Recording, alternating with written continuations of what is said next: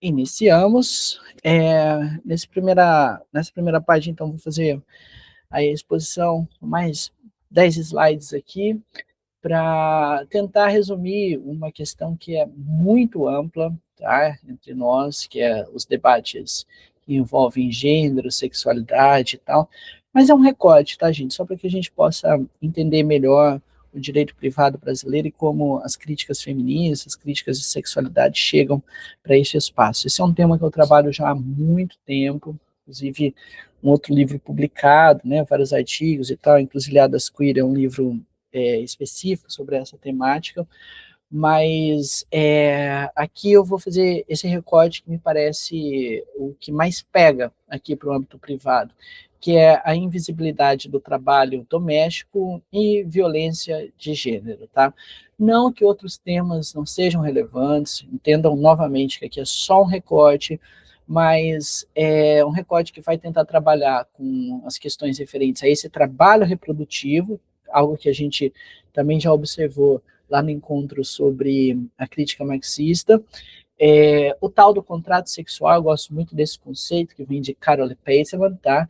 E o debate sobre a influência da matriz cristã, né? Que eu vou chamar sempre de matriz cristã secularizada, porque o direito seculariza determinados valores, que no nosso caso, no Brasil, estamos falando aí de uma matriz cristã. Se fôssemos pertencer a outro país e tal, aí talvez a questão religiosa seria outra. Eu estou falando aqui, gente, do aspecto sociológico, lembrem-se sempre, tá?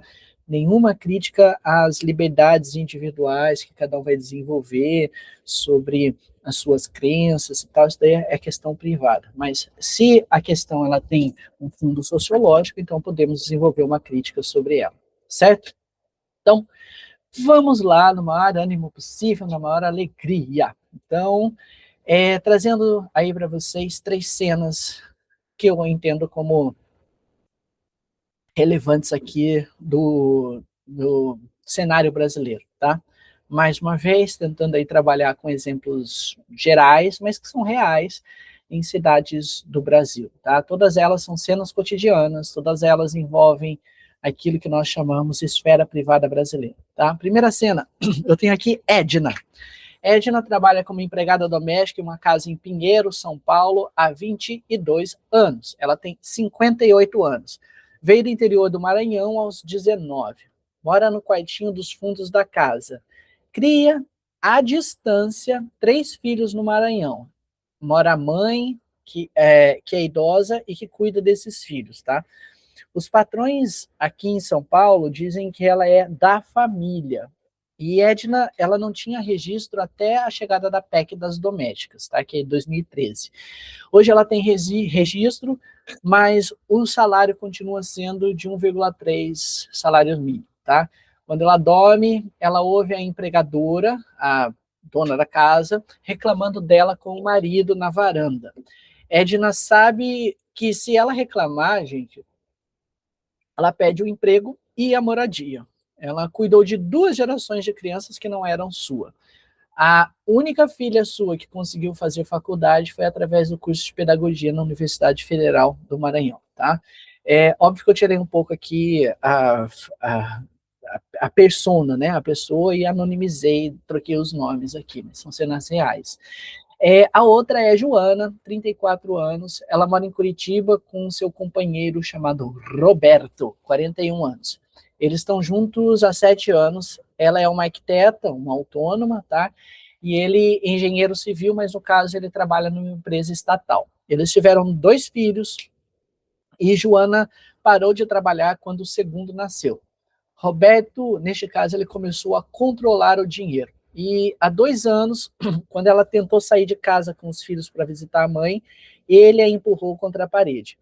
Ela foi à delegacia, os policiais sugeriram que voltasse para casa para tentar resolver em família. Ela pediu uma medida protetiva, ela foi concedida, e Roberto descumpriu a medida na semana seguinte, ligou 30 vezes em uma noite. Ela voltou à delegacia.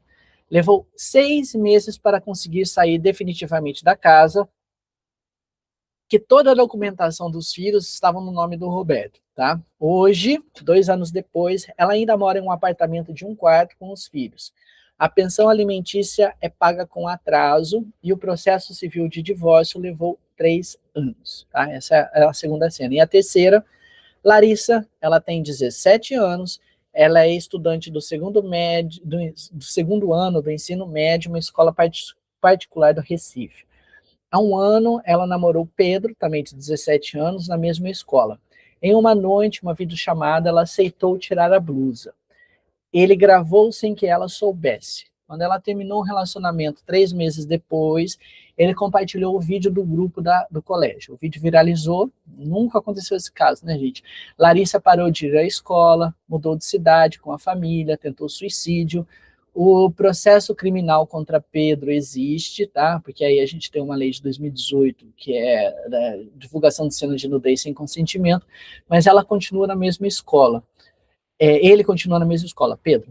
O vídeo continua circulando e hoje Larissa faz terapia e os pais decidiram não voltar mais a Recife. Falando de 3 cenas cotidianas, tá? 3 vidas no Brasil. Claro que eu anonimizei isso aqui, mas aqui 3 vezes o privado ele funcionou exatamente como funciona, tá? Pela perspectiva agora feminista, tá, gente? E talvez nessas 3 vezes ele protegeu algo que talvez não devesse proteger.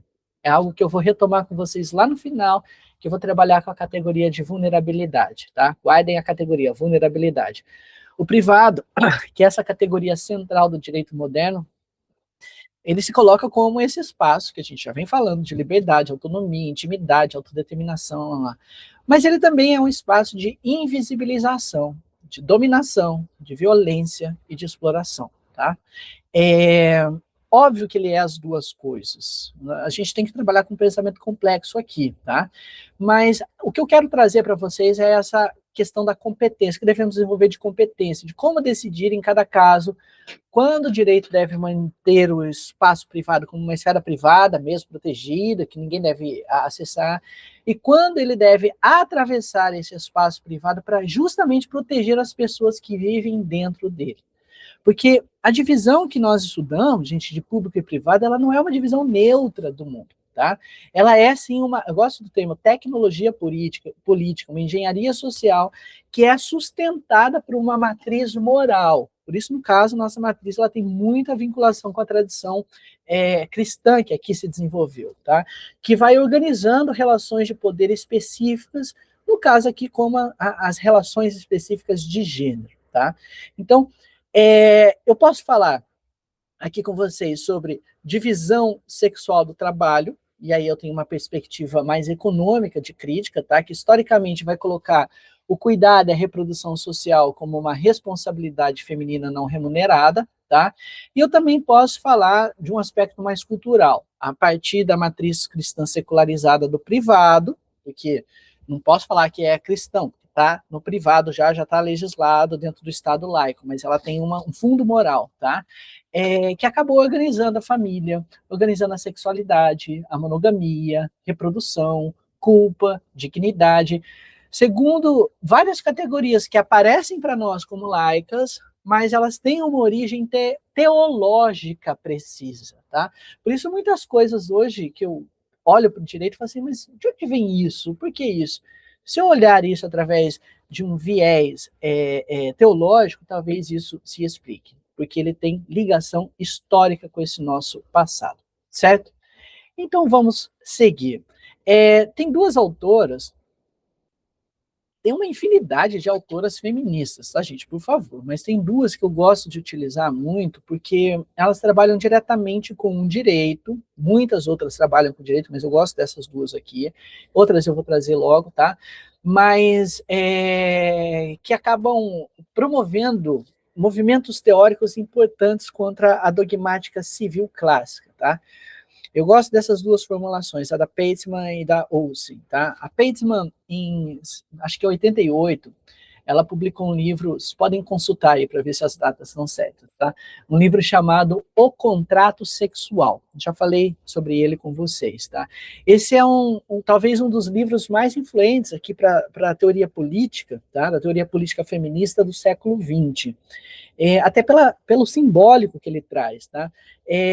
Ela tem uma tese que é de que o contrato sexual está se remetendo aos contratualistas, né? Um contrato social. Hobbes, Locke, Rousseau. Ela vai dizer que essa teoria contratualista clássica, né, desses autores, Hobbes, Locke, Rousseau, ela imagina a suposta passagem do estado de natureza para o estado civil, a sociedade civil, como resultado de um suposto contrato social entre indivíduos livres e iguais. Eles estabelecem essa pressuposição, tá? Só que Pateman argumenta, esse contrato social pressupõe um contrato anterior, que raramente se nomeia, por isso ela dá um nome ao livro, Contrato Sexual. Antes que esses homens livres pudessem contratar entre si para constituir um Estado, tá? Ou a sociedade civil, foi preciso que mulheres fossem subordinadas dentro da família, dentro do espaço privado. Ou seja, o que a gente chama de contrato social é um contrato entre homens, porque as mulheres vão entrar nele historicamente apenas como objeto de um determinado contrato, que é o casamento, tá? Ou como dependentes. Eu estou falando de alguém que está escrevendo na década de 80, tá, gente? Eu tenho uma consequência teórica aqui, que é qual? Essa esfera pública moderna, esfera pública, o Estado, o mercado, a política, só pode se constituir como esfera de iguais, né, a esfera pública, a esfera dos iguais, porque essa esfera privada, essa esfera que nós denominamos como a esfera da família, do âmbito doméstico, do exercício da nossa sexualidade, intimidade, ela foi constituída como uma esfera de subordinação. E a pergunta é, quem está subordinado a quem nessa esfera privada, tá? Veja que eu não estou falando de dois processos separados, eu estou falando de dois lados de uma mesma moeda, de uma mesma operação, tá? O sujeito liberal moderno, da teoria liberal moderna, ele aparece como livre e igual na esfera pública, porque ele tem garantida a sua dominação no privado. Então, essa divisão, segundo essa autora, entre público e privado, passa muito longe de ser uma garantia de liberdade, porque ela, na verdade, mantém intocável a subordinação das mulheres, tá? Ou seja, em síntese, o contrato social, ele pressupõe um contrato sexual. A esfera pública, ela só se mostra como igualitária porque a esfera privada, ela foi constituída como hierárquica. Essa é a tese de Pateman. Concordem ou não concordem, estou explicando aqui para vocês a tese dela. A outra autora que eu gosto também de trabalhar, gente, vocês podem buscar o texto dela, chamado O Sexo do Direito, tá? É um texto de 90. Então, são textos aí já do início da década de 90, que, obviamente, muita coisa aconteceu depois, tá? A Olsen, ela formulou essa crítica com outras nuances. Ela disse, o pensamento jurídico moderno, ele opera por dualismos, né, oposições duais, dualismos que são hierarquicamente generificados, ou seja, estruturam hierarquias de gênero. Então, os dualismos do pensamento moderno, vou falar sobre eles agora, eles são hierarquicamente generificados, pensados como gênero.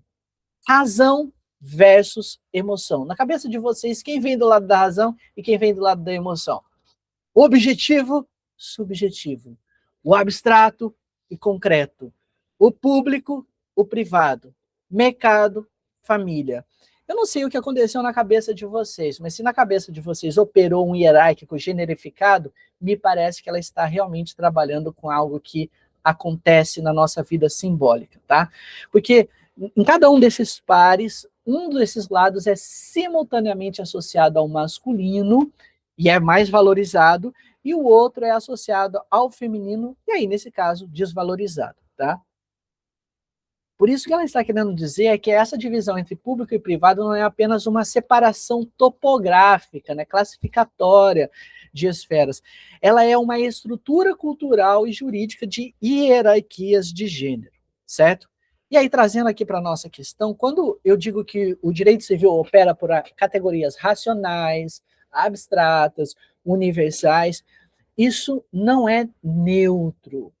Na verdade, o que está ocorrendo é o privilégio, ou está se privilegiando sobre uma certa aparência de neutralidade, uma forma de pensamento que culturalmente se codificou como masculina. Então, quando o direito civil ele deixa fora das categorias centrais suas, né, fora das categorias propriedade, contrato, autonomia, os elementos que organizam a vida cotidiana de muitas mulheres, o cuidado, a dependência, o vínculo afetivo, a vulnerabilidade, ele está estruturando uma hierarquia. O que é juridicamente relevante? O contrato, a propriedade, o mundo masculino. E o que é juridicamente relevante? Cuidado, dependência, afetividade, vínculos de vulnerabilidade. Que isso entra de uma maneira muito precária no direito, tá? Eu vou falar de muitos pontos aqui do direito brasileiro, tá, gente? Vou ser um pouco repetitivo também, que é para frisar aqui na cabeça de vocês. Porque até a Constituição de 88, isso é uma marca que a gente precisa sempre se lembrar, até a Constituição de 88, o Código Civil de 1916, ele organizava a família segundo um modelo patriarcal muito explícito. Um artigo do Código Civil, que não me recordo agora, ele dizia: o marido é o chefe da sociedade conjugal. Ele exerce a função com a colaboração da mulher. A mulher é uma colaboradora, tipo os aplicativos do Uber, né? O colaborador está chegando. No interesse comum, ele está exercendo essa chefia da sociedade conjugal no interesse comum do casal e dos filhos, tá? E essa mulher, segundo o Código 16, gente, a mulher casada, ela se tornava quase que relativamente incapaz, porque ela precisava de autorização do marido para trabalhar fora de casa, viajar, abrir conta bancária, fazer empréstimos e tal. Então, tudo isso vai ocorrer até que na década de 60, com o Estatuto da Mulher Casada, 62, se inicia o rompimento com essa estrutura, tá? Mas só com a Constituição de 88 é que a gente vai chegar a um estado de igualdade plena, pelo menos no seu aspecto formal, porque a Constituição diz o seguinte, que os direitos e deveres referentes à sociedade conjugal, eles são exercidos igualmente pelo homem e pela mulher. A gente está falando de 88, é algo muito recente na nossa história, tá? Então vejam que os artigos do Código Civil de 16, que vão ser revogados aí só parcialmente pela Constituição de 88 e depois com o Código Civil de 2002, eles vão operar juridicamente até recentemente. As mulheres hoje que estão na faixa dos 60 anos, elas se casaram sob esse regime. Suas mães, suas avós, elas viveram inteiramente sob esse regime, pelo menos grande parte da vida delas, tá? Então, o privado brasileiro, durante quase todo o século XX, ele foi juridicamente um espaço de subordinação feminina com base explicitamente legal. Quero que vocês entendam isso. Não é só uma questão aqui formal, porque formalmente ele designava essa diferenciação, tá? Então, o que eu preciso que vocês entendam pontualmente aqui é que quando essas autoras, como Pateman, Olsen, criticam a divisão público e privado, elas não estão dizendo que o público e o privado deveria deixar de existir. Não tem como, gente. A gente organiza a nossa vida a partir dessa relação público e privado, tá? Mas elas estão dizendo que essa divisão ela precisa ser destrancada, desnudada, analisada, como eu venho falando com vocês, como uma construção histórica, identificada em sua função política, e devemos atravessar essa esfera privada quando for necessário, né, esse atravessamento, para proteger as pessoas que vivem dentro dessa esfera em uma condição de vulnerabilidade, certo? Então, por isso eu tenho o marco da Constituição de 88, porque ele faz parte desse movimento, quando ele constitucionaliza o direito de família, quando ele reconhece a igualdade conjugal, quando ele afirma a dignidade da pessoa humana. Tá? Quando eu falo da Lei Maria da Penha, 2006 e tal, com a promulgação da Maria da Penha, eu estou falando de um processo, né, desse movimento de atravessar o mundo privado para, neste caso, do recorte que eu estou fazendo aqui, proteger mulheres que estão em situação de vulnerabilidade, de violência doméstica, certo? Aqui, para a gente entender essa divisão público e privado, né? O porquê que ela se sustentou, isso sustenta, na verdade, tá? Tanto tempo no direito brasileiro com tamanha força, eu preciso entrar na sua matriz moral, na sua base moral, tá? Mais uma vez, eu preciso fazer essa ressalva. Eu estou entrando aqui na matriz cristã, que se diz secularizada, mas é uma matriz, é uma raiz histórica, tá? Porque ela organiza ainda hoje partes substantivas do direito privado. Isso que eu estou dizendo para vocês, ressalto, não é uma crítica à fé religiosa de ninguém e também nem a defesa de um laicismo militante, tá, gente? Separem isso, por favor. Ela é uma crítica que eu vou chamar aqui de genealógica, porque genealógica, de voltar à gênese das coisas, porque muitas categorias do direito moderno elas vão aparecer para nós como racionais, como neutras, como universais, mas, de fato, elas se mostram como traduções secularizadas, eu secularizo, traduzo no processo de secularização, categorias morais cristãs que são bem específicas, tá? Isso é parte da estrutura do direito moderno. Não estou falando que é um defeito dele, é constituinte, ele está posto na sua estrutura, tá? Mas eu preciso reconhecer isso para entender definitivamente porque certas categorias resistem tanto hoje à mudança e porque certas vidas continuam sendo julgadas ainda no século XXI, hoje, segundo critérios que parecem objetivos, só que eles só têm justificativa teológica, tá? Muitas coisas vão aparecer em casamento civil igualitário, na posição da mulher, na questão do adultério e tal, que só tem explicação através de uma origem teológica e não através dos parâmetros clássicos do próprio liberalismo, tá? Então vejam que no campo privado, gente, essa matriz cristã produziu algumas operações, tá? E eu vou denominar aqui, mas enfim, são muitas, e eu só vou tentar resumir, tá? Através de categorias. Primeiro, nós temos a centralidade da família monogâmica, que é heterossexual e que se constitui originalmente como indissolúvel. A família não poderia ser dissolvida. Como é que a gente dissolve a família, o contrato matrimonial no direito? Através do divórcio, tá? Então veja que aqui já há uma confusão de família com contrato conjugal. Então veja que esse matrimônio que tem origem para nós como matrimônio cristão, é um sacramento da Igreja Católica, ele foi traduzido juridicamente como casamento civil, por isso ele vai ser adjetivado, casamento civil, tá? Hoje ele é formalmente laico, só que ele até hoje é estruturado segundo este modelo sacramental, certo? Por isso, só a partir dessa raiz que eu vou explicar para vocês que o Código de 16 trabalhou com a indissolubilidade do casamento até 1977, quando é aprovada a lei do divórcio no Brasil. Ou seja, durante quase toda a história jurídica do Brasil republicano, o casamento era para a vida toda. Daí, esta figura que ainda aparece no nosso imaginário, que é a do desquite. A pessoa está desquitada, né? Não utilizamos o demais. É uma figura que separava juridicamente os cônjuges, mas não dissolvia o vínculo, porque o vínculo era, em última instância, um vínculo sacramental. Me explica isso dentro da teoria liberal moderna, mais clássica, da autonomia das pessoas, da liberdade e tal, certo? Não dá para explicar, a não ser que você vincule isso com essa matriz cristã, tá? O vínculo sacramental. A outra operação que eu trago aqui para vocês, que ocorre nesse processo, é a moralização da sexualidade através dessa definição de que ela é um pecado, ela é um desvio. Gente, eu vou ter que atravessar aqui algumas questões de direito penal, tá? O direito penal ele também trabalha com questões do nosso direito privado, apesar de que para a dogmática, direito penal é uma questão pública. Entendam a complexidade que eu vou falar aqui agora, tá?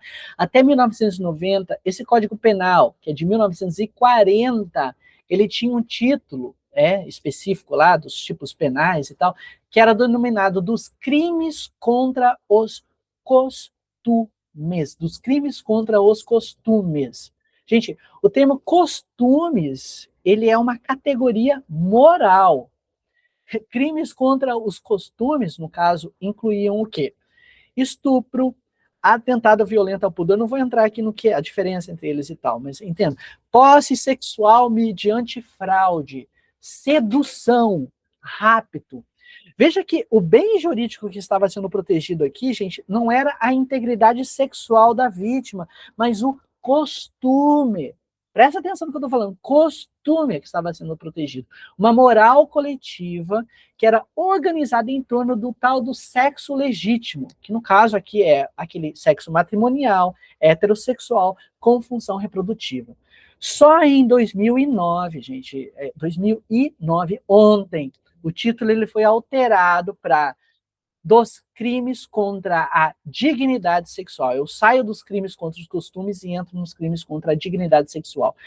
Muitos vão falar, é uma mudança semântica e tal. Não, é uma mudança moral também, porque o foco ele passa dos costumes do costume coletivo da sociedade para a dignidade individual da vítima. Tá? É uma mudança recentíssima, quase ontem, se a gente for pensar. Tá? Uma outra operação que eu trago aqui para vocês, para ilustrar o que estamos falando, é o adultério como crime. Gente, até 2005, o adultério era crime no Brasil. Claro que já tinha meio que caído em desuso, né? Mas ele era utilizado como algo dentro de processos, condenações, e principalmente na repercussão social. Porque um casamento que terminava em adultério, isso está no direito civil, tá lá no Código Civil de Direito de Família, geralmente era uma questão referente ao adultério da mulher. E ele podia gerar processo criminal. Então, o fundo disso, gente, mais uma vez, é esse vínculo sacramental. E a quebra desse vínculo é uma falta moral grave, uma falta moral tratada como crime e geralmente vinculada à figura da mulher, tá? Isso nos leva também a uma outra questão aqui, que é a indissolubilidade do vínculo, ou destacar essa questão, né, da indissolubilidade do vínculo conjugal. Porque o divórcio, como eu disse para vocês, ele só foi possibilitado no Brasil, o encerramento do vínculo conjugal em 1977. Antes disso, a figura que a gente tinha era o desquite, essa separação patrimonial, física e tal, sem a dissolução do vínculo, tá?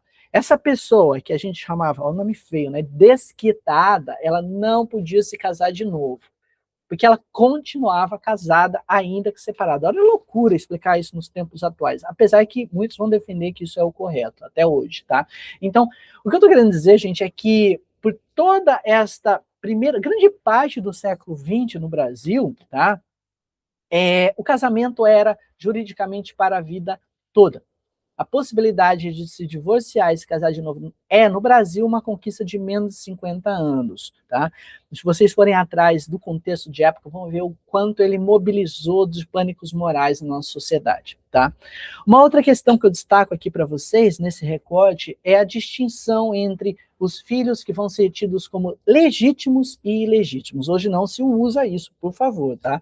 Mas o Código Civil de 16, ele distinguia filhos legítimos. O que é legítimo, gente? Aqueles que foram nascidos dentro da constância do casamento. E os ilegítimos, aqueles nascidos fora do casamento. Olha que pesado você falar isso sobre uma pessoa, né? Eu sou uma pessoa, um filho ilegítimo. Também ele colocava filhos naturais, filhos de pais que não eram casados entre si, que poderiam ser casados. Olha quanta categoria. E os filhos espúrios, gente, são os filhos de adultério ou de incesto. Tanto que eles eram chamados de filhos adulterinos, filhos incestuosos. Pensa você carregar essa marca dentro da sua identificação pessoal, tá? Então, cada uma dessas categorias, gente, é importante entender que o direito ele vai categorizando, ele vai produzindo a sociedade, tá? Porque ela mostrava um tratamento jurídico distinto para cada um desses filhos, que é explicada pelo direito sucessório antigo, tá? Porque o filho ilegítimo, ele recebia menos. Já o espúrio, o adulterino, incestuoso, ele praticamente era apagado da história, tá? Agora, só com a Constituição de 88, recentíssima, é que a gente vai eliminar todas essas distinções discriminatórias no plano formal do direito, tá? Você lê lá na Constituição que os filhos, aqueles havidos ou não da relação do casamento ou por adoção, terão os mesmos direitos proibidos, blá, blá, blá, blá, blá. Então, são várias maneiras ou pontos aqui que eu extraio dessa matriz cristã para mostrar para vocês que ela estruturou o direito privado brasileiro durante quase todo o século XX. Tá? E 4 delas, elas só foram superadas formalmente nos últimos 50 anos. Então, essa superação formal, Entendam isso, estudantes de direito. Ela não significa superação substantiva, porque a moral da família monogâmica heterossexual com função reprodutiva, ela continua organizando, em larga medida, o senso comum brasileiro e o modo como os juristas operam o direito, entendendo que existe uma família mais legítima, uma família mais padronizada do que outras, um valor mais destacado do que outros, tá? Então, quando essas autoras feministas criticam o privado como uma tecnologia política, elas não estão criticando uma estrutura quer dizer, elas estão apontando que essa estrutura se coloca como moralmente neutra, mas que por trás dela existe uma moral específica, que no caso aqui é uma moral cristã que se colocou como secularizada, mas não é bem assim, que continua de alguma maneira se colocando como conservadora em relação a esses costumes, tá? Espero que estejam me acompanhando, porque são muitos assuntos aqui, tá? Mas vai anotando aí para a gente discutir no final, por favor. E aqui eu chego num conceito que é também trabalhado aí pelas críticas marxistas, tá? Porque aqui eu estou diante de uma articulação explícita entre gênero com a crítica marxista, como eu já falei lá no encontro sobre crítica marxista, tá? Esta pode ser, talvez, acho que enfim, mas é uma das contribuições mais importantes do feminismo materialista, do feminismo marxista, para a teoria do direito. Esse conceito do trabalho reprodutivo ou da reprodução social, tá? É um dos conceitos que mais se destaca nas feministas marxistas, tá? A questão é, como que o capitalismo se reproduz? A resposta do marxismo, que não tem recorte feminista, neste caso aqui, ou que despreza a questão do trabalho reprodutivo, vai responder que o capitalismo se reproduz pela produção de mercadorias, pelo trabalho assalariado e pela acumulação de capital.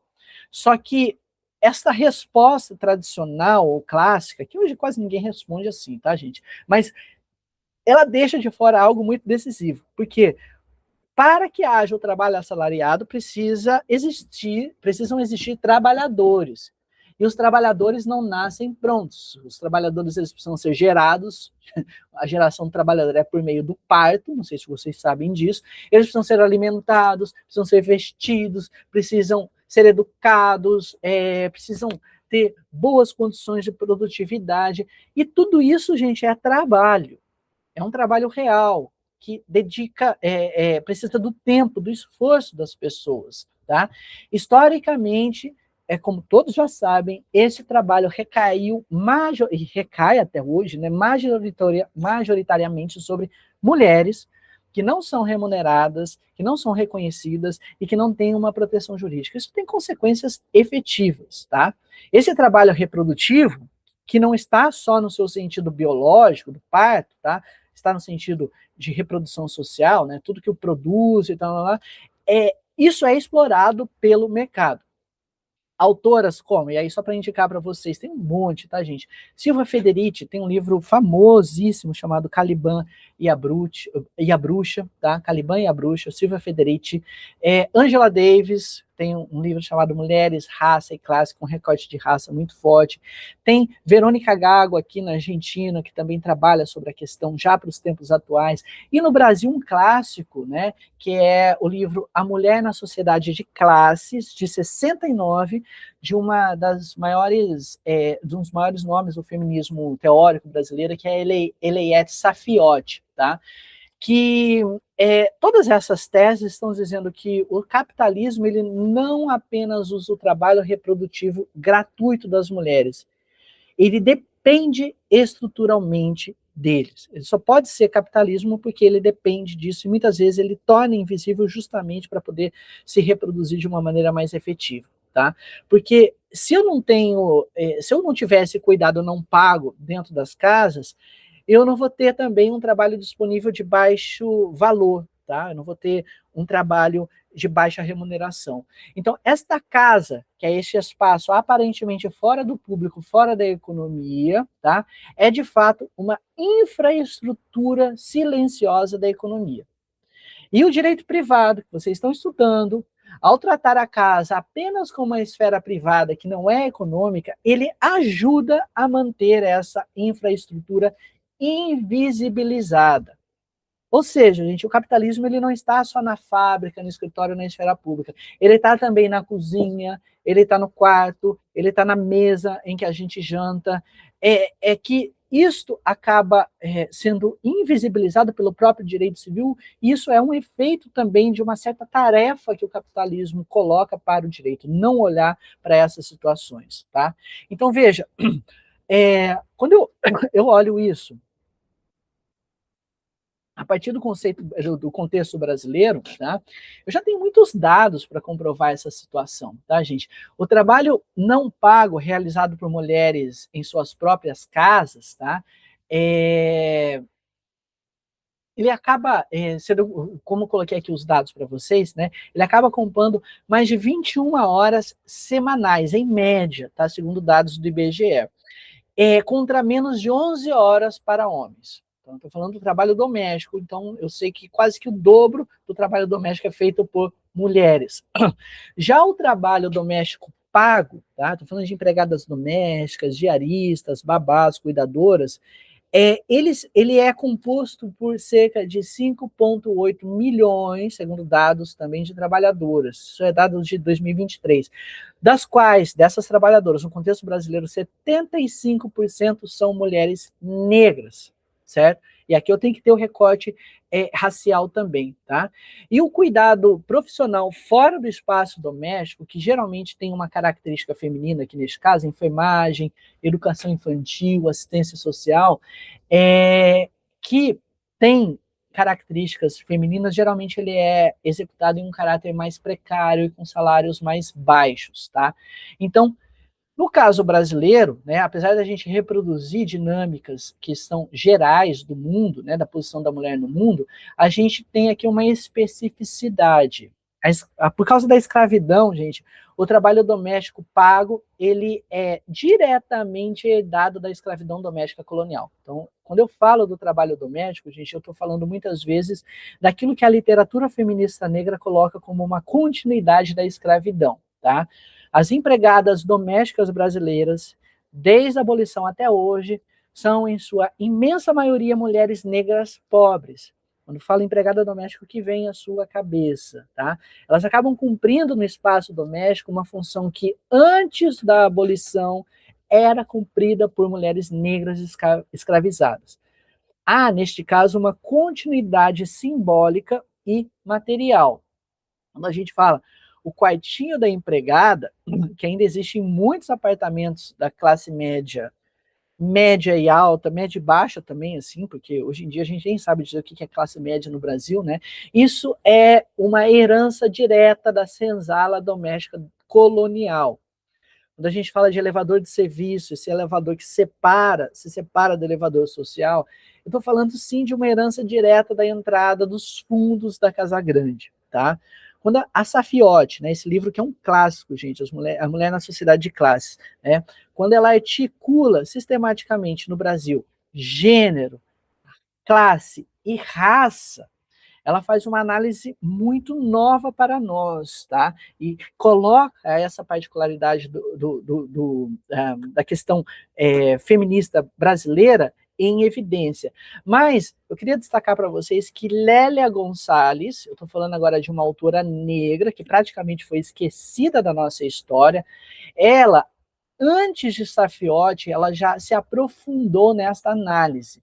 Ela vai falar que a empregada doméstica brasileira, Lélia Gonçalves, uma autora negra, ela é a figura síntese do capitalismo racial e patriarcal brasileiro, tá? Porque ele vai encarnar, no caso brasileiro, o trabalho reprodutivo, e aí é recorte de gênero, o trabalho explorado, recorte de classe, e a continuidade da escravidão, da escravização, né? E aí é o recorte de raça, tá?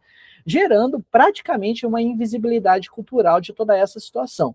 Porque epistemologicamente é só agora que a gente está conseguindo ter um viés interseccionalizado, né? Olhar uma mulher negra doméstica com todos esses olhares específicos, tá?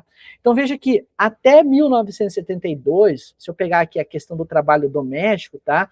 As empregadas domésticas, elas não tinham nenhuma proteção trabalhista. A partir de 72, elas passam a ter alguma coisinha, direito a férias, salário mínimo e previdência. A grande mudança, gente, ela veio em 2013 e 2015. Eu gostaria que vocês voltassem para esse período e acompanhassem as discussões desta época, tá? Porque pela primeira vez, agora, recentemente, as empregadas domésticas passaram a ter direitos trabalhistas equivalentes aos demais trabalhadores. Tudo aquilo lá que vocês vão encontrar na CLT. Jornada limitada, hora extra, FGTS, seguro-desemprego, salário de família, blá, blá, blá. Agora, estima-se ainda hoje, gente, que 75% dessas trabalhadoras domésticas brasileiras continuam sem registro formal. Mais uma vez, de que adianta a modificação legal se materialmente isso continua a mesma coisa. Quem estuda direito do trabalho sabe que a informalidade não é uma exceção no Brasil, ela é uma regra, uma questão material, tá? Essa forma jurídica do trabalho doméstico, mesmo após todas essas mudanças, ela não conseguiu mudar questões básicas dessa dinâmica. Porque são coisas que a gente não consegue entender direito, né? A separação do público e privado, porque o lugar de trabalho é a casa do empregador, né? Que é um lugar que a gente vai entender como supostamente privado e que historicamente dificulta a fiscalização para saber o que está ocorrendo ali efetivamente, tá? Essa relação ela acaba sendo sempre carregada por uma dimensão afetiva. É da família, é da casa, tá? E a substituição dela, troca por uma outra pessoa, que é muito característico do direito do trabalho, tá? É difícil de ser feita, porque assim, eu não posso, olha, amanhã eu não venho, vem uma outra pessoa me substituir, porque a pessoa acaba tendo um vínculo específico com aquela casa, não é uma dinâmica de empresa. Apesar que hoje muitas empregadas domésticas estão se organizando na forma de empresas, contrato de prestação de serviço, e a dinâmica ela tem se aprofundado num outro sentido, tá? Então, gente, quando você estuda o direito do trabalho, que faz parte do direito privado, ou o direito civil no âmbito do direito de família, você precisa se lembrar de que aquilo que vai aparecer como trabalho doméstico, ou como uma obrigação da esfera familiar, uma obrigação afetiva, é um trabalho reprodutivo invisível que sustenta uma economia inteira. Eu só trabalho porque tem alguém sustentando também um aspecto privado da minha vida. Então, ler o direito privado sem esta lente que o feminismo nos traz é reconhecer, gente, nos leva a reconhecer que essa estrutura central do direito privado moderno foi construída através da invisibilidade do trabalho doméstico. Então, quando eu peço para vocês deslocar o olhar para o trabalho reprodutivo, é que com isso vocês vão tornar possível, né, de visualizar tudo aquilo que ocorre na dimensão oculta da economia e que não é visibilizado, tá? Eu preciso que vocês tenham essa perspectiva de gênero ao olhar a esfera privada, porque isso é necessário para entender a realidade brasileira a partir dessa dinâmica de gênero, certo? Continuando, vamos agora para o quinto tópico, o quinto slide. Quero recapitular aqui com vocês a tese de Pateman, do contrato social, que pressupõe um contrato sexual prévio que subordina mulheres dentro do casamento. A crítica feminista, gente, principalmente a crítica feminista da década de 70, vai trabalhar muito com essa questão do contrato matrimonial enquanto um contrato sexual, tá? Porque isso pode ser ilustrado, eu não vou entrar nessas discussões, eu só quero ilustrar isso com o direito brasileiro, como é que isso ocorre principalmente a partir do Código Civil de 16. Não vou voltar antes, gente, porque aí eu não sei o que é o direito privado antes. Estou falando desse primeiro direito privado nosso no Brasil que se materializa no Código de 16, tá? Então, para o Código de 16, a mulher casada era civilmente relativamente incapaz. Então, por isso a Pateman diz, olha, o contrato social ele pressupõe um contrato sexual, porque em muitos atos jurídicos, tá? A mulher ela precisava, como eu já disse, ser assistida pelo marido, tá? Esta assistência ela era tratada pela jurisprudência e pela dogmática do direito. Leiam nos livros desta época, tratavam essa incapacidade jurídica da mulher não como uma discriminação. A gente sempre legitimou discriminações com termos bonitos, né? Mas diziam que a mulher estava sendo protegida porque a mulher é frágil e ela precisava da assistência marital, porque o homem é o ser racional, o homem de força, né? Vejam que a mulher casada, que ela não poderia exercer uma profissão sem autorização do marido, não poderia administrar os bens do casal, mesmo que esses bens fossem delas antes do casamento, tá? Ela não podia viajar sem autorização. Tudo isso limitava a vida pública dessa mulher, a autonomia dessa mulher, e justificada pela ideia de que ela precisava de proteção, porque ela era frágil, precisava dessa assistência do marido. Tá? Então, quando chega o Estatuto da Mulher Casada, aquele que eu disse para vocês que veio em 1962, ele vai alterando diversos artigos do Código Civil de 16, tá? Eliminando a maior parte dessas exigências de autorização marital, mas eu estou falando de 1960 e pouco, gente. Se você também fizer uma leitura das discussões na época, você vai ver um grande debate que se falava que, na verdade, isso era um absurdo, que isso ia acabar com a família e tal, coisa que se repete até os tempos atuais, né? Mas eu estou falando de toda de gerações de mulheres que viveram sob esse regime e muitas ainda vivem sob ele. Em alguns casos, pela política que eu estou vendo agora, parece até que estamos voltando ao passado, que pessoas querem voltar a este passado da subordinação da mulher perante o homem como chefe de família, tá? Quando vem a lei do divórcio, em 1977, tá? Esse divórcio, ele de alguma maneira é lido como uma grande conquista feminista, porque ele devolve às mulheres uma autonomia básica.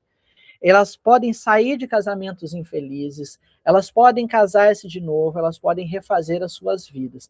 Pode parecer que não, mas isso é uma conquista muito recente, essa é uma conquista que atinge recentemente as mulheres e que até hoje é um estigma social muito grande, tá? Quando a Constituição de 88 estabelece direitos e deveres referentes a essa sociedade conjugal, né, que eles devem ser exercidos igualmente pelo homem e pela mulher, tá? É agora que a direção da sociedade conjugal passa a ser exercida também pela mulher, em colaboração entre marido e mulher, sempre no interesse do casal e dos filhos. Então, aqui eu tenho a ideia da igualdade jurídica formal, tá? E eu falei também para vocês a respeito do adultério, a descriminalização do adultério, e o porquê que isso é importante sobre um viés feminista. Porque, gente, a maior parte dos casos de adultério que eram julgados e tal, eles envolviam o adultério da mulher. Porque a ideia do casamento sacramental, que vem do cristianismo, mostrava que a honra do homem, né, a honra ferida do homem, ela justificava punir o adultério. Eu nem preciso falar aí da legítima defesa da honra do homem, que é um dos termos aí bem destacados do direito penal, tá? Então, até, por exemplo, 2005, o estuprador no Brasil, ele poderia, no âmbito penal, ter sua punibilidade extinta se casasse com a vítima. Estou falando no Brasil, que temos aí altos índices de estupros que ocorrem dentro das famílias brasileiras, principalmente operados por homens que estão ali próximos, pai, padrasto, irmãos, tios e outros mais, e do Brasil, que recentemente confirmou mais uma vez que é o quarto país com o maior número de casamentos de menores de idade. E, gente, não é um casamento, o casamento precisa ter gênero aqui, porque eu não estou falando de casamento de homens menores de idade, estou falando de casamento de mulheres menores de idade com homens maiores de idade, tá? Casamento infantil, tá? Casamento infantil, ele tem gênero, é o casamento de mulheres infantis.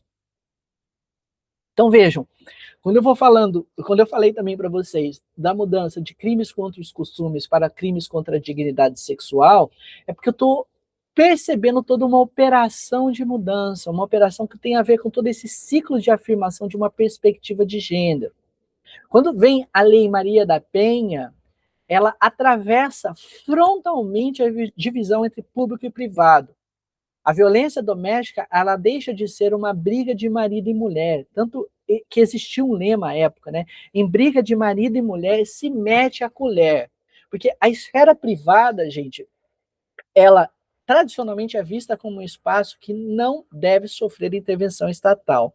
Só que, neste caso, ela passa a ser objeto de proteção pública específico, com medidas específicas, medidas protetivas, juizados específicos, atendimento específico integralizado. Então, a Lei Maria da Penha, hoje, ela se tornou no Brasil um dos exemplos mais agudos da crítica feminista do direito privado, que é convertido em uma política pública. Eu tenho que rearticular o direito privado para que haja uma ressignificação desta ideia do que é a vulnerabilidade da mulher na esfera privada. O recorte aqui é das mulheres, tá, gente? Existem outras vulnerabilidades. Eu vou falar da questão de idosos, ó, de questão de crianças, adolescentes, eu também vou ter que trazer a questão da vulnerabilidade aqui, tá? E só para também trazer um ponto que vai ser destaque no direito penal, que é a lei do feminicídio, que é a lei recente, tá? O feminicídio é uma categoria que gera muitas discussões no seu aspecto técnico, tá? Mas é uma categoria jurídica que reconhece que existem mortes específicas que precisam ser nomeadas como tais, principalmente porque a taxa brasileira de feminicídio é uma das mais altas do mundo. Leiam jornais, acompanhem o cotidiano da sociedade brasileira que vocês vão entender. Talvez esse é um caso aí que reúna também hoje tanto partidos de esquerda e direita, né? Porque os índices eles são alarmantes. Então vejam, a trajetória disso que a gente vai chamar de constitucionalização do direito privado brasileiro, porque ele traz princípios diferenciados e tal, né? Nesses últimos 50 anos aí,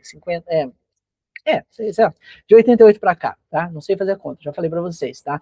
Ele pode ser lido como um lento e parcial movimento de se desfazer essa estrutura desse contrato sexual, de uma cultura patriarcal que é descrita por Bateman, por Olsen, tá? Cada uma dessas modificações legislativas, gente, ela atravessou um pouco mais essa fronteira entre público e privado, rearticulou essa fronteira, tá? Retirando do privado essa impunibilidade, ou impunidade, desculpem, que antes lhe era tão característica e constitutiva, tá? Mas veja, que isso é um efeito progressivo, como eu mostrei lá nos 3 exemplos, né, da Edna, Joana e Larissa, essa matriz ela continua operando. Então, eu tenho que entender que isso é um processo e que a igualização formal ela inicia um processo, mas não o termina, certo? Então, trabalhando com essa questão da constitucionalização da esfera privada e tal, eu vou percebendo que a família moderna brasileira ela sofre uma transformação profunda nas últimas 4 décadas, tá? Então, já falei muitas coisas aqui, mas pontuando novamente para vocês. Isso tem repercussão também, gente, nos debates sobre sexualidade, movimento LGBT e tal, mas aqui eu vou ficar só com mais um recorte mais específico de gênero, tá? O pronto de partida nosso sempre vai ser o Código Civil de 16.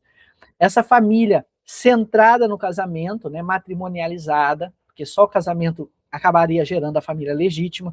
Essa família que tem características patriarcais, né, o marido como chefe, o homem como chefe. Essa família que é heterossexual, até hoje o debate sobre casamento deve ser feito entre homem e mulher. É uma família de características biológicas, essa família de 16, tá? Porque a filiação ela está muito ligada na consanguinidade, na comprovação de sangue, tá? Ela também é hierárquica entre filhos. Código 16 faz a diferenciação entre filhos legítimos e ilegítimos, e ela também tem uma preocupação muito grande com a questão patrimonial, porque o regime de bens é um núcleo do direito de família, tá? Eu vou encontrar isso também nas falas desses autores, que vão dar significado, vão explicar o Código de 16, tá? Esse modelo, que eu posso dizer com todas as certezas do mundo, né, que é profundamente ancorado na matriz cristã, ele organiza o direito de família brasileiro por mais de meio século. Por isso que é só com a Constituição de 88 que a gente vai perceber uma virada que eu posso chamar de estrutural. A primeira mudança que a gente vai identificar, e que isso tem a ver com todas essas críticas feministas, críticas de gênero e sexualidade, tá? É que a família deixa de ser exclusivamente matrimonial, centrada no casamento. A Constituição de 88, ela reconhece a família como base da sociedade, mas ela também traz questões como união estável, como entidade familiar, que depois o STF vai reconhecer que entidade da união estável não precisa ser só entre homem e mulher, pode ser de pessoas do mesmo gênero, tá? Mas a família, ela também é uma comunidade formada por qualquer dos pais e os seus descendentes. É isso que a gente chama de família monoparental. Então, pela primeira vez na história do direito brasileiro, a Constituição ela vai reconhecer a pluralidade de formas familiares, tá? E nisso, junto com isso, vem a ideia da igualdade conjugal. Eu já disse para vocês a igualdade entre homens e mulheres. Além da igualdade conjugal, a igualdade entre filhos, né, que proíbe a discriminação entre filhos tidos na constância do casamento e fora da constância do casamento. E, por fim, a Constituição de 88 coroa isso com o conceito de dignidade da pessoa humana. Eu sei que parece ser um conceito aberto, gente, mas ele tem uma função retórica e principiológica muito importante, porque ele é o fundamento que vai alimentar toda essa constitucionalização do direito de família nessas últimas décadas, né? Tirando a centralidade do patrimônio e colocando a centralidade na afetividade. Tá? Então, eu tenho vários pontos, que eu não vou entrar nisso agora, porque vão deslocar a nossa discussão aqui para o direito de família, tá?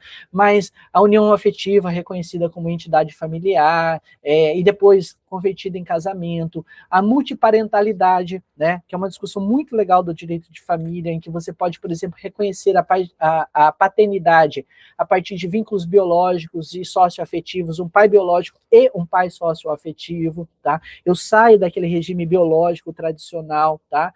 A parentalidade socioafetiva, porque eu não gero parentalidade somente por vínculos biológicos, eu venho também de toda uma discussão de que os vínculos afetivos eles podem ser consolidados a partir das suas dinâmicas sociais, independentemente da consanguinidade, tá?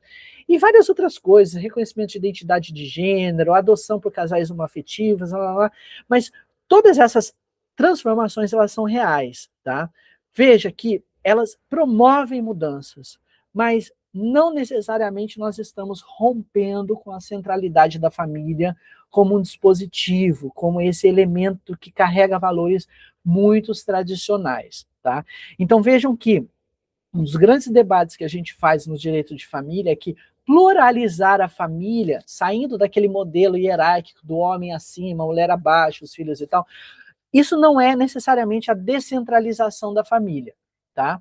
A gente tem um desafio muito grande hoje, que é entender de que modo outros vínculos afetivos podem ser validados pelo direito sem se amoldar, sem estar nos moldes dessa configuração familista ou familiar, tá? Então veja que hoje nós temos muitas questões que estão trazendo as dinâmicas de vários vínculos socioafetivos como um dos grandes problemas do direito de família. Como é que eu posso reconhecer outros vínculos, saindo da estrutura familiar tradicional e dando a esses outros vínculos o reconhecimento devido? Não só através do reconhecimento de uniões homoafetivas, mas os vínculos mais variados que dizem respeito à estrutura social que temos hoje, tá? Então vejam, a família, ela continua sendo, sim, a unidade primária de responsabilização pelo cuidado. Então, talvez essa seja a grande questão que nós estejamos colocando aqui. Porque quando alguém adoece, gente, quando alguém envelhece, perde emprego, fica sem moradia, a primeira rede de proteção que temos, que o direito reconhece como válida, é a família. O Estado ele apenas entra aqui quando a família falha. Então essa é uma dinâmica tradicional. A família é o centro, ela que reconhece, ela é o centro de responsabilidade principal e o Estado tem uma função secundária.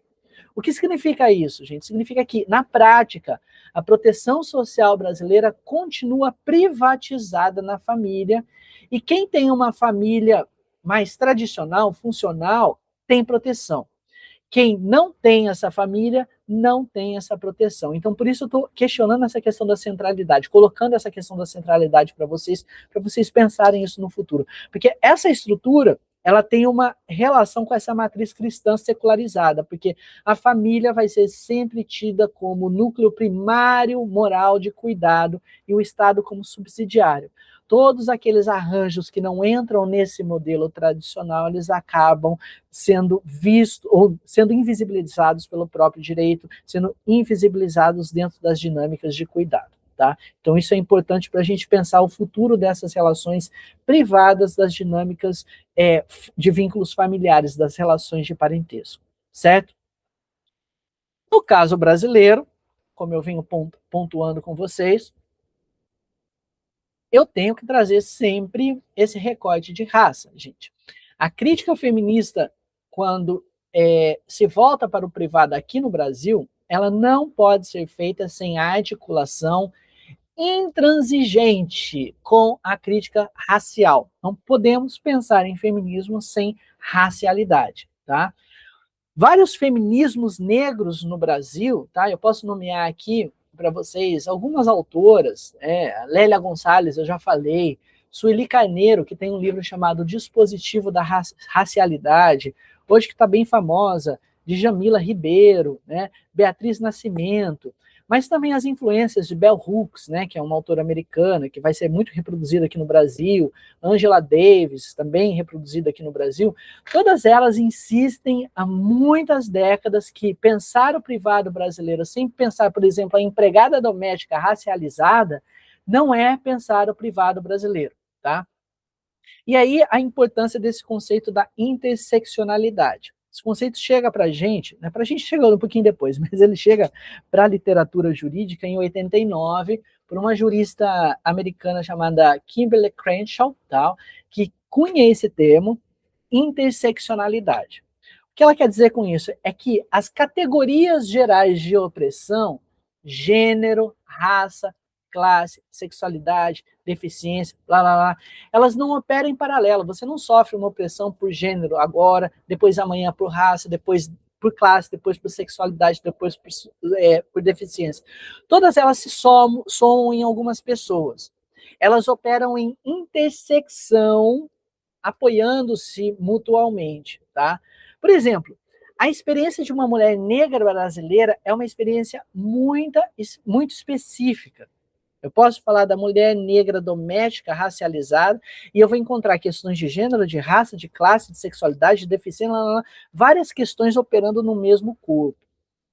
Por isso eu destaquei para vocês Lélia Gonçalves, porque ela chegou a essa formulação aqui no Brasil, não com o nome de interseccionalidade, claro, tá? Antes de Crenshaw, ela fala sobre isso, em alguns textos. Ela tem um texto muito famoso chamado Racismo e Sexismo na Cultura Brasileira e a categoria jurídica de americanidade. Eu acho que eu estou até com o livro dela aqui, coincidentemente, aqui, que foi recentemente publicado, tá?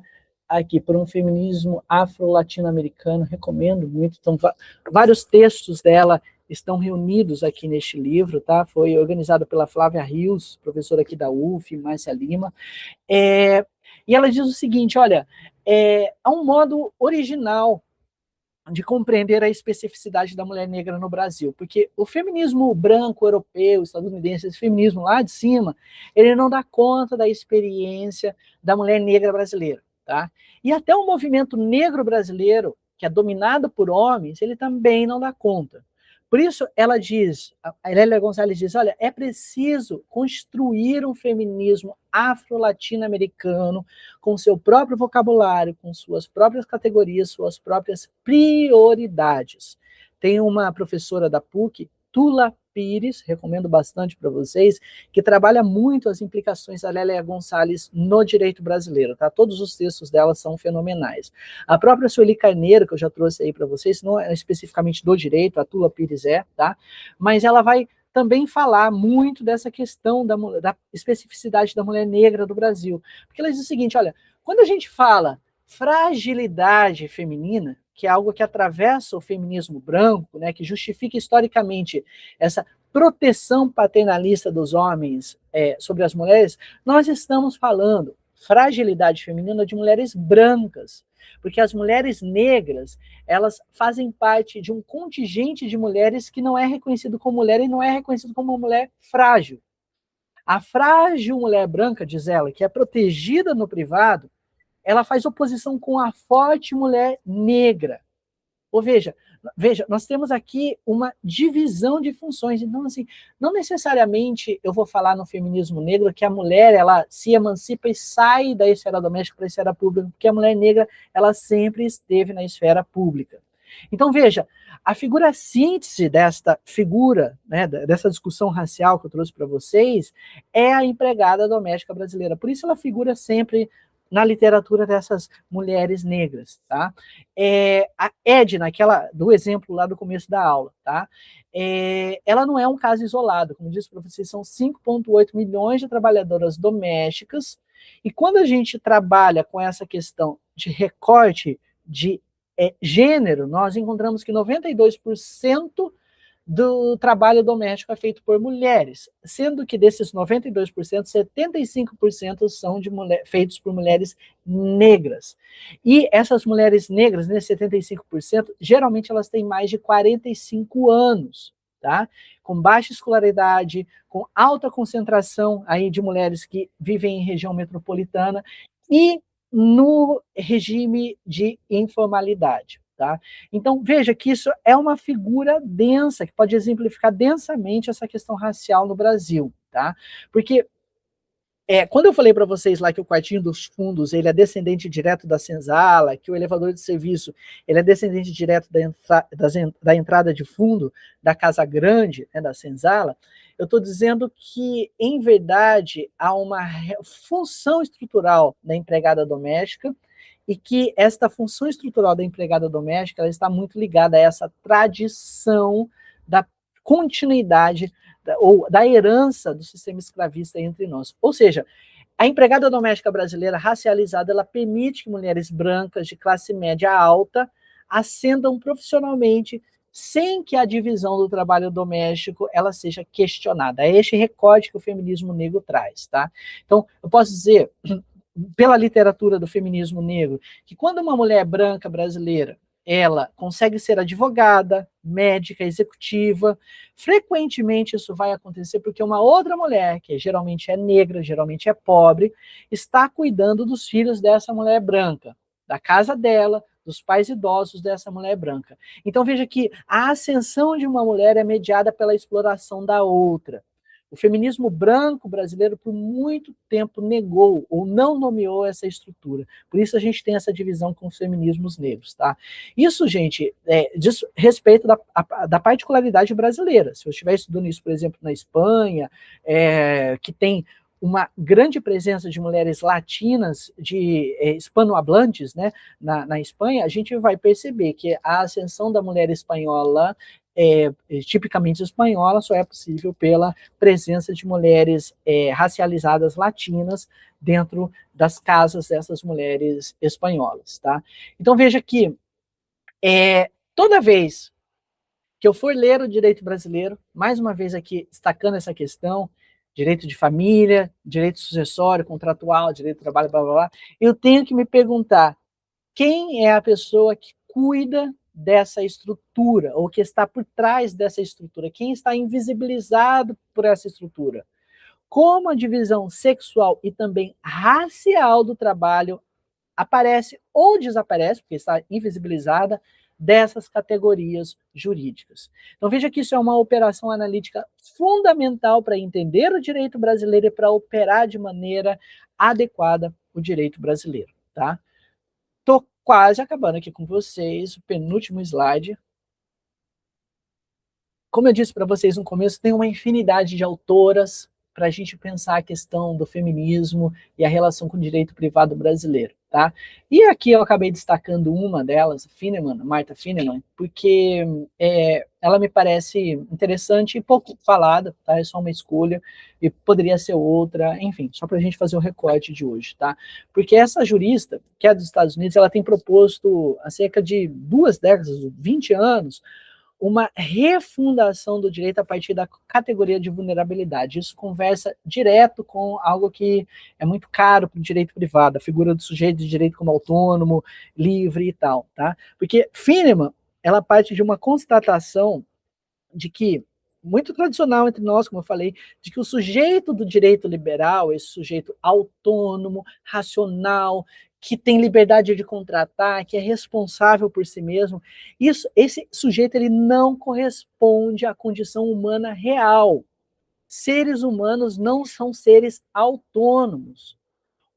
Seres humanos são vulneráveis por natureza. Nós nascemos completamente dependentes. Pensa isso na sua vida. Se você é o autônomo mesmo que você pensa que é. Nós crescemos dependendo de cuidados, nós ficamos doentes, nós envelhecemos, nós morremos, e em diferentes momentos da nossa vida, desses vários momentos da nossa vida, a gente sempre é dependente dos outros, do ambiente em que estamos, das instituições, das infraestruturas sociais. Ou seja, a autonomia, gente, ela é uma autonomia sempre relacional. Ela sempre se apoia em redes de cuidado que ela mesma esquece. Isso me parece um conceito muito interessante, não só para falar de feminismo, mas para falar de várias outras situações de vulnerabilidade social, que daí eu vou atingir questões específicas LGBTs, questões de cuidado com idosos, pessoas com deficiências e outras mais. Porque essa figura do sujeito autônomo é uma ficção masculina. Bateman falou do contrato social, que é um contrato sexual. Alguém precisou trabalhar na esfera doméstica para o homem sair na esfera pública. Essa é uma ficção masculina, ocidental, de um jovem saudável, branco, capacitado, geralmente heterossexual, urbano, escolarizado. Ou seja, uma ficção, gente, que se a gente olhar para a realidade brasileira, ela corresponde a uma minoria privilegiada da nossa sociedade, que é generalizada pelo direito como a humanidade em geral. Tá? Então, quando o direito privado ele constrói essas categorias centrais do sujeito, né, a capacidade, a autonomia da vontade, responsabilidade, autonomia privada, e que ele está trabalhando com essa categoria do sujeito liberal, né, teoricamente abstrato, ele está excluindo todos os que não cabem nela, a maioria da sociedade. Crianças, idosos, pessoas com deficiência, pessoas que estão com alguma doença, alguma coisa, pessoas em situação de pobreza extrema, pessoas em situação de violência, pessoas racializadas, generificadas, blá, blá, blá, blá, blá. Vejam que essas exclusões, gente, elas não são casos especiais. O que a Fineman está propondo aqui é uma inversão. Porque essas situações, se somadas, elas compõem a maioria da humanidade na maior parte do tempo. Ou seja, a vulnerabilidade não é uma exceção da condição humana. Ela é uma condição humana base. A autonomia é sempre relacional. Então, Friedman, desculpa, Friedman é outra pessoa, substitui ou propõe a substituição da centralidade da autonomia desse sujeito liberal lá pela centralidade no direito da ideia da vulnerabilidade. Gente, isso é uma proposta radical do direito, porque eu falo sobre isso com vários juristas e tal, eles falam assim, é impossível, porque isso, porque aquilo, se é impossível, por isso é que nós estamos falando de uma proposta radical. Não que ela seja impossível, mas talvez a nossa visão de mundo esteja muito contaminada por determinados parâmetros e a gente não consiga visualizar outras possibilidades, tá? Porque a ideia aqui em vez de organizar o direito em torno de um sujeito, suposto sujeito independente, que contrata, lembra da crítica marxista, tá? Que contrata, que se responsabiliza, que é autônomo e tal, a ideia é organizar o direito em torno dessa ideia de um sujeito vulnerável, que desde o seu nascimento ele precisa de proteção, ele precisa de cuidado, ele precisa de sustento. Em vez da gente sempre pressupor partes iguais e livres, nós vamos partir de um direito que já reconhece assimetrias e dependências como ponto de partida. Essa é uma proposta de um viés feminista, tá, gente? Não estou falando se é certo, se é errado, que vai dar certo, que vai dar errado e tal. Estou entregando para vocês propostas para a gente pensar o direito, tá? Porque aqui, em vez de tratar o cuidado como uma questão privada da família, a gente acaba reconhecendo o cuidado como uma infraestrutura social que precisa de uma organização institucional. E eu volto para aquela questão da família que eu falei para vocês. Se eu pensar que a família é o centro de responsabilidade e o Estado é subsidiário, eu excluo muitas famílias que não estão dentro desse arranjo de sustentação de todos os seus pares. Se eu penso com a ideia de que o cuidado deve ser visto como uma infraestrutura social, a família já não é mais a centralidade do cuidado. Então, veja que eu tenho implicações diretas aqui para o direito civil, quando eu parto dessa ideia da vulnerabilidade. Primeiro que o direito contratual, que se estuda no direito privado, ele não deve trabalhar com a ideia de que todos somos iguais, de que somos seres autônomos. Ele deve pressupor assimetrias. Ele deve pressupor diferenças nas pessoas, tá? Diferenças materiais. A gente já faz isso, gente, com direito do consumidor, a gente pressupõe consumidor e fornecedor, direito do trabalho, empregado e empregador, direito do idoso, direito da pessoa com deficiência, mas tudo isso é visto como exceção, porque a regra continua sendo o contrato entre pessoas iguais. Quando Fineman propõe uma inversão, ela está dizendo que a regra deveria ser a desigualdade reconhecida e a simetria seria uma situação excepcional. Por isso, o direito de família ainda não deve pressupor que as famílias são redes de cuidado, tá? Que são unidades autônomas em si mesma. Por quê? Se eu trabalhar com essa ideia, as famílias, entre aspas, disfuncionais, elas não serão famílias de espaços de amparo. Eu preciso de uma proposta que expanda a proteção social, as redes de cuidado. E aí é uma proteção que vai demandar creches universais, cuidados profissionais para idosos, apoio a famílias monoparentais, suporte a redes de cuidado não conjugais, porque geralmente quando eu falo de cuidado, gente, eu estou falando de mulheres, eu estou falando de pessoas precarizadas, porque gente que tem dinheiro contrata alguém para fazer esse tipo de trabalho, que geralmente é uma pessoa precarizada, tá? Em sociedades que acabam fazendo isso, são excepcionais, tá? As desigualdades de gênero, elas acabam diminuindo, porque o cuidado, ele deixa de recair desproporcionalmente sobre mulheres, dentro das famílias, e no nosso caso aqui, mulheres racializadas e mulheres pobres, certo? Então, vejam, no Brasil, esta proposta de Fineman, desculpem, ela pode conversar com muitos processos que já estão ocorrendo, né, dentro dessa ideia da constitucionalização do direito civil e da centralidade da dignidade da pessoa humana. Né? Como eu falei para vocês, tem um efeito retórico, mas é um efeito retórico com caráter normativo, essa ideia da dignidade da pessoa humana. Tá? Então veja que eu não estou pedindo proteção somente a sujeitos vulneráveis específicos. Eu estou agora reorganizando a ideia do direito, do sujeito jurídico, não mais com esta suposta condição humana universal, da autonomia que todos estão, mas de um sujeito que é pensado a partir da própria ideia de vulnerabilidade inicial. O que isso tem de implicação para o nosso direito civil, gente? Então, toda vez que a gente lê no direito civil ou estudar a autonomia da vontade, capacidade civil, manifestação da vontade, a gente tem que se perguntar, num pensamento de uma proposta crítica, que figura humana está sendo pressuposta aqui? O que cabe nesta figura? Quem fica de fora? E o que aconteceria se essa figura fosse outra, se essa figura partisse da categoria da vulnerabilidade? Essa é uma proposta que me parece muito interessante, então por isso eu falei para vocês que ela pode nos dar um aparato crítico para pensar com outros ferramentais esse direito. E chegando aqui para o nosso último ponto, como a questão digital ela nos atravessa, né, de um modo totalmente novo, tá? Quero encerrar com ela, tá?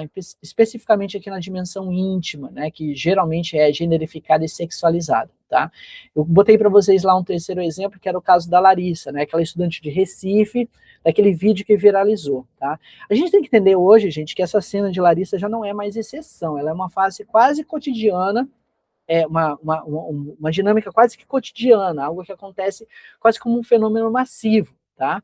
Então veja que essas vítimas de casos de divulgação não consentida em âmbito digital, geralmente, na sua imensa maioria, são mulheres, com consequências que a gente já sabe, depressão, ansiedade, suicídio, abandono escolar, várias coisas, tá?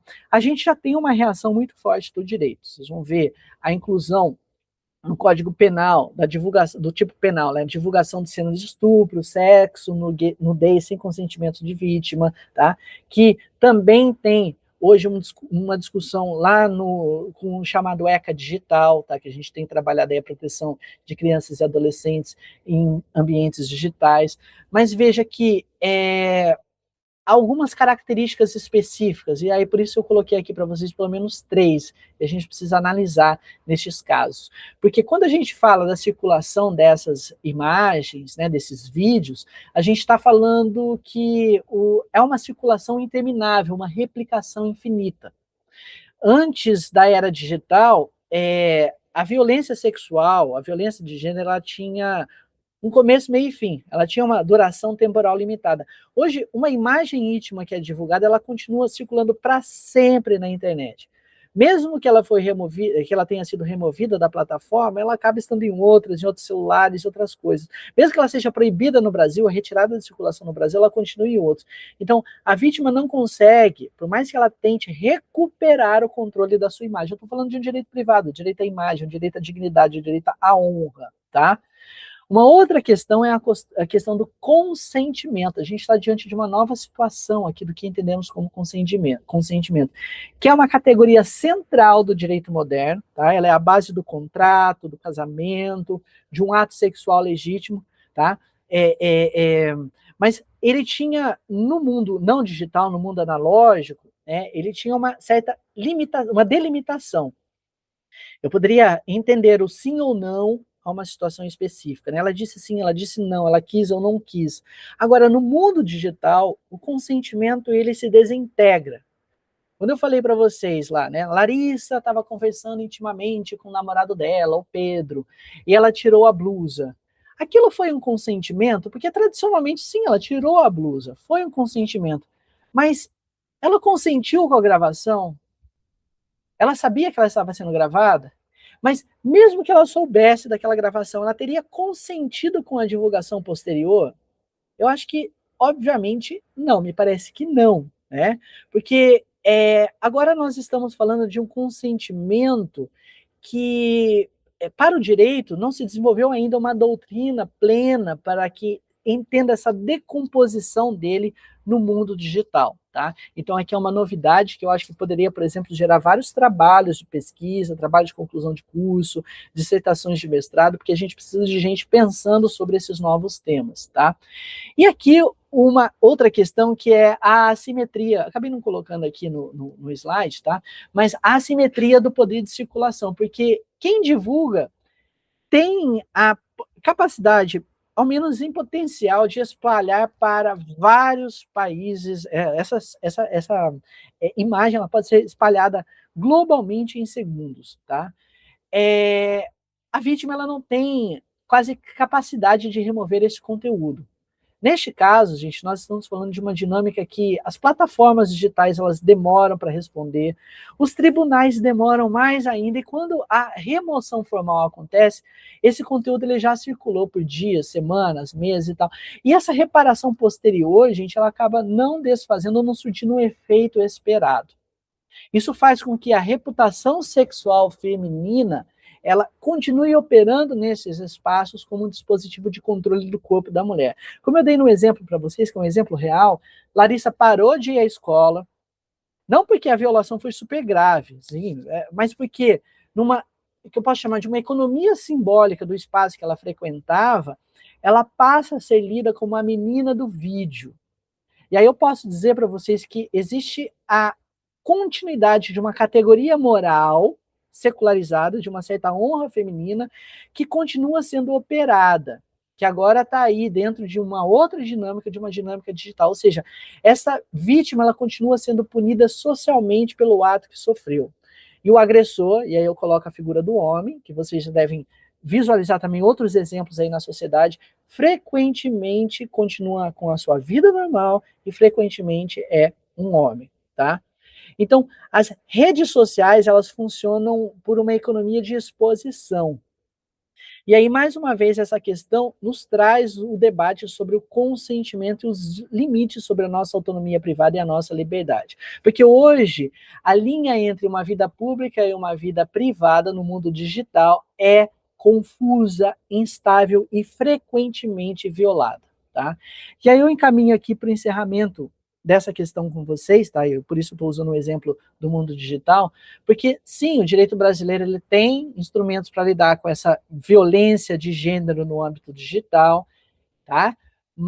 Mas a gente precisa de reconfigurar as categorias que estamos utilizando até então, tá? Porque essa categoria de consentimento, que é central para o direito civil clássico, ela precisa ser repensada para o ambiente digital. Porque não basta mais, como eu falei para vocês, a gente aceitar termos de uso e lá.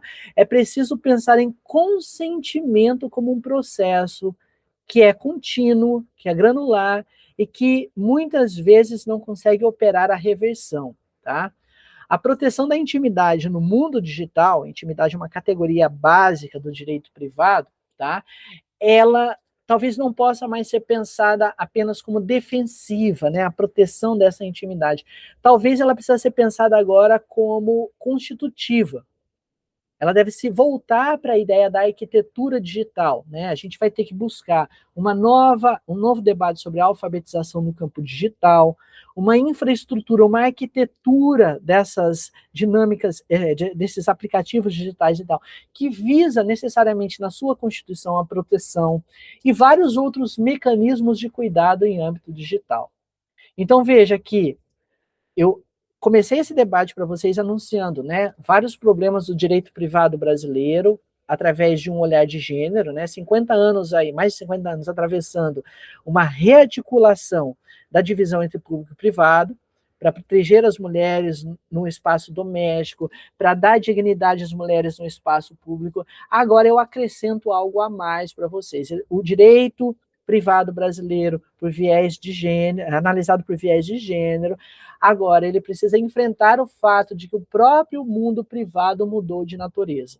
Quando eu estava falando para vocês da Larissa, né, o quarto dessa adolescente, quando ele se conecta a um celular, que se conecta a uma rede, que se conecta a milhões de outros celulares em segundo, o privado ele deixou de ser um espaço fisicamente identificável. Ele agora é um fluxo. Por isso, gente, uma das barreiras mais, ou barreiras não, um dos campos mais novos para a gente pensar a implicação das questões de gênero na nossa vida privada hoje é o espaço do ambiente digital. Então, a crítica feminista nos tem ensinado, né, no direito privado, a entrar onde antes ele não entrava. Estamos entrando com a crítica feminista na esfera privada. E agora ele precisa entrar num outro espaço que é ininteligível ainda pelo direito, que é o espaço digital. A questão que eu deixo aqui para vocês, como encerramento desse rápido mapeamento que eu fiz aí sobre perspectivas feministas no âmbito do direito privado, é como as críticas feministas também podem atravessar o campo digital, o campo da era digital, e produzir outras significações para este mundo, certo? Como eu disse para vocês, há uma infinidade de autoras, de leituras, de correntes. Eu poderia indicar uma bibliografia muito grande aqui para vocês, mas pelo tempo aqui, 1h30, que eu propus aí para esse debate, né, nesse nosso encontro, eu vou ficar por aqui, mas, como eu disse, há a possibilidade aí de outras leituras e outras intersecções, mas eu tentei só fazer um recorte aí sobre os principais pontos que atravessam as discussões do direito privado brasileiro, certo?